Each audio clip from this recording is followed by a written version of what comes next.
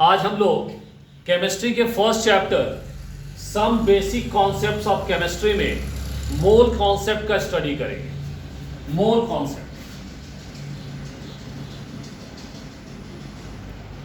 Simply मोल होता क्या है, तो हम लोग कहते हैं अ मोल रिप्रेजेंट्स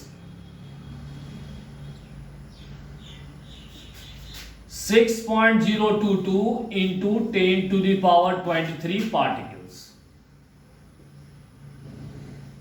A mole represents इतना पार्टिकल। मोल क्या है? मोल सिंपली एक नंबर है, जैसे बोलते हैं 1 डजन 12, 1 स्कोर 20, 1 सेंचुरी 100।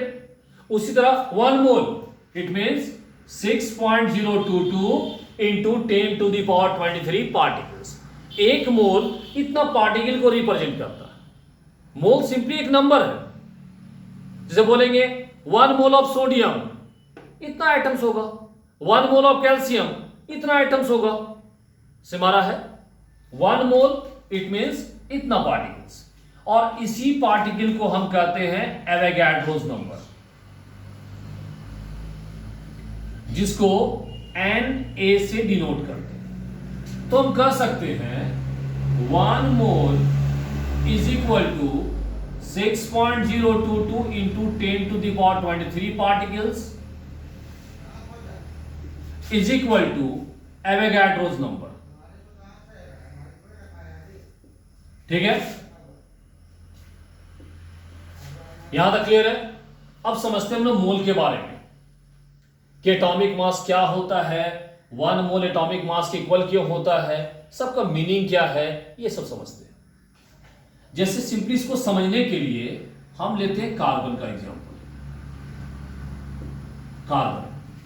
कार्बन का एटॉमिक नंबर 6। कार्बन का एटॉमिक नंबर 6 है, इसका मतलब इसमें 6 प्रोटॉन है और 6 इलेक्ट्रॉन है। एटॉमिक मास 12 है, एटॉमिक मास में क्या करेंगे, एटॉमिक नंबर को माइनस करेंगे तो न्यूट्रॉन निकल जाएगा। तो कार्बन में क्या है, 6 प्रोटॉन है, 6 न्यूट्रॉन है और 6 इलेक्ट्रॉन है।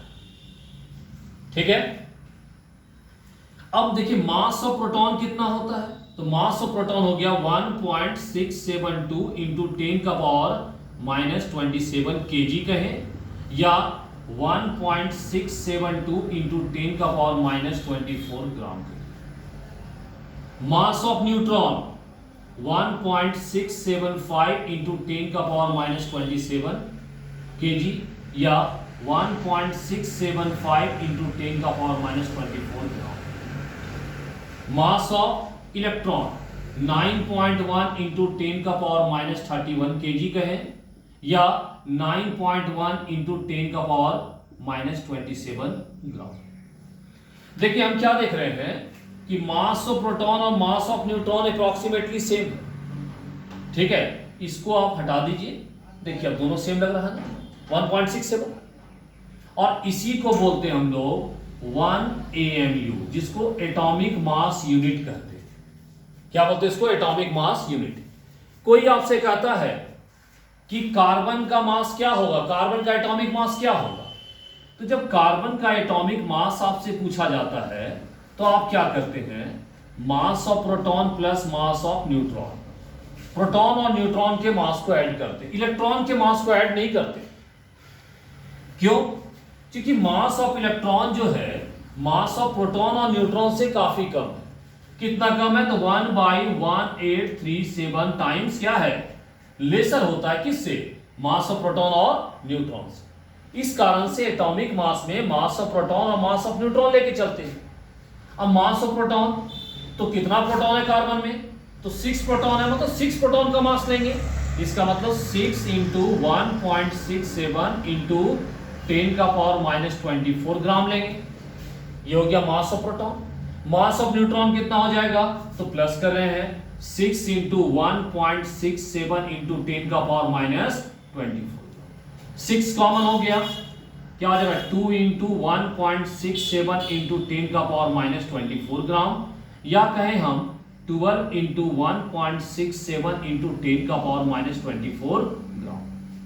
ठीक है, अब देखिए ये जो हमारा टर्म है इसी को हम क्या बोले हैं, 1 AMU, 1 एटॉमिक मास यूनिट। तो 12 इंटू 1 AMU, तो इसी को क्या बोलेंगे हम, इक्वल टू 12 AMU। यही हो गया एटॉमिक मास यूनिट।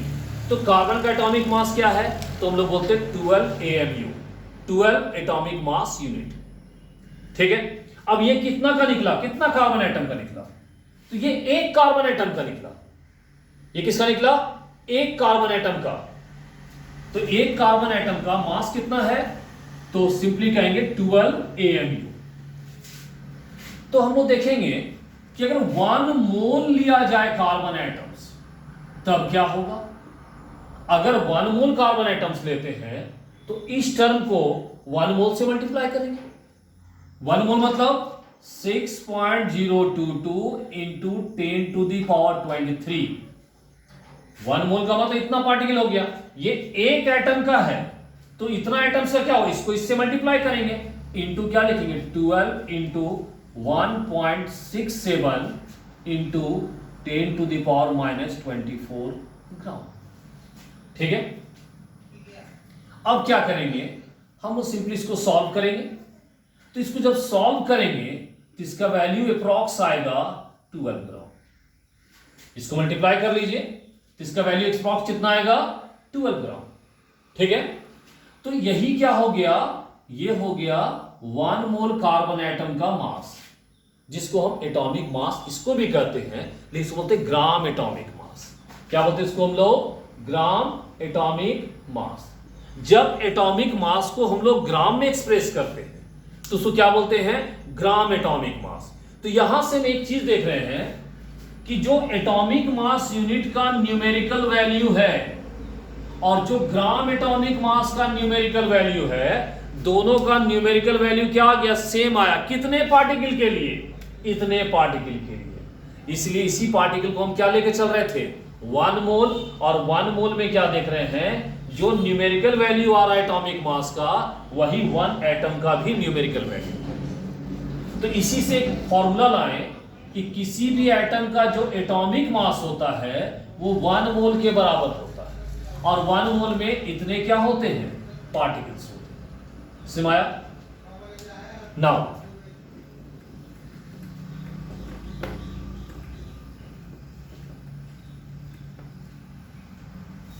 अब देखिए,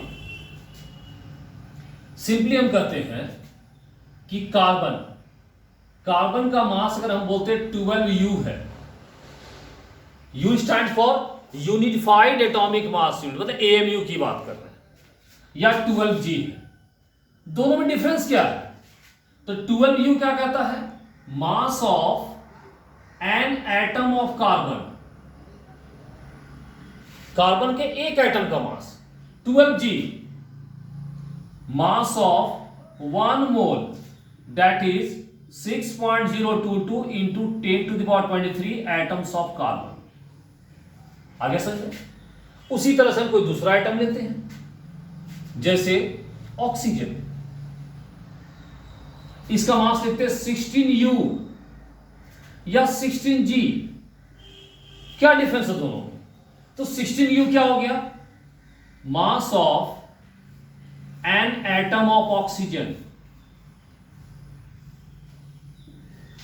16G mass of 1 mole, that is 6.022 into 10 to the power 23 atoms of oxygen। Clear है यहां तक, तो आपको समझ में आ गया कि मोल क्या है, और यह भी समझ में आ गया कि जिसका जो भी एटॉमिक मास होता है वो 1 मोल के बराबर होता है। जैसे उसी तरह इसका ही निकालते हैं हम लोग। जैसे देखिए, ऑक्सीजन का मास निकालना, आपको किसका मास निकालना, ऑक्सीजन का। तो एटॉमिक नंबर 8, एटॉमिक मास 16। तो ऑक्सीजन में क्या है, 8 प्रोटॉन है, 8 न्यूट्रॉन है और 8 इलेक्ट्रॉन है। तो मास ऑफ ऑक्सीजन एटम निकालना है, मतलब इसका एटॉमिक मास निकालना है। तो आप क्या करेंगे, mass of proton plus mass of neutron. Proton कितना है, 8 है, तो 8 इंटू 1.67 इंटू 10 का पावर -24 ग्राम हो गया, प्लस न्यूट्रॉन है तो 8 इंटू 1.67 इंटू 10 का पावर माइनस 24 ग्राम।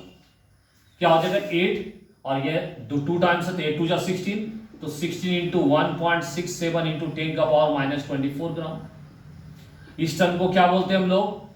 एएमयू। तो हम क्या कहेंगे? 16 एएमयू। ओके, तो ऑक्सीजन का एटॉमिक मास क्या है? 16 एटॉमिक मास यूनिट। अगर इसका 1 मोल का लेंगे तो क्या होगा?